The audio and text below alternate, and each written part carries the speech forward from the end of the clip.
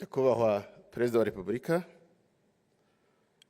bayobozi mwese duhuje inshingano zo kubaka igihugu cyacu, namwe mwese mwaje kwifatanya natwe muri uyu muhango. Ndashaka kubanza gushimira byimazeyo Nyakubahwa Perezida wa Repubulika y'u Rwanda ku cyizere yangiriye.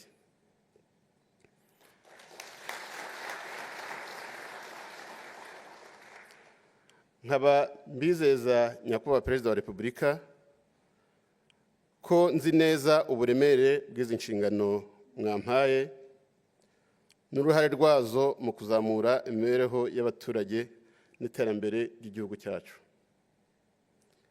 Nyakubahwa Perezida wa Repubulika ndetse namwe bayobozi bose muteraniye hano, ndashaka kubasezeranya ko iki cyizere Nyakubahwa Perezida wa Repubulika yangiriye kitazaraza amasinde. Ndabizeza ko nzakora ibishoboka byose ndetse nkore n'ibirenzeho kugira ngo nuzuze inshingano nahawe, bityo igihugu cyacu kibyungukiremo ku buryo bugaragarira buri wese. Ndashimira cyane ubwitange abayobozi babanjirije bagaragaje kugira ngo u Rwanda rutere intambwe ishimishije nk'uko bigaragarira buri wese uyu munsi.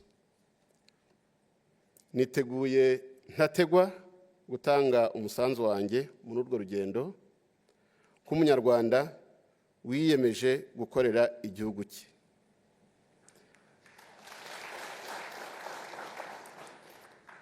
Nzaharanira gukorera mu mucyo, nzita mbere na mbere ku bibazo by'abaturage, nzafatanya n'inzego zose kugira ngo ibyo twiyemeje tubigereho kandi nta munyarwanda dusize inyuma. Nyakubahwa Perezida wa Repubulika, nongeye ndabashimiye, namwe mwese muteraniye hano ndabashimiye, murakoze.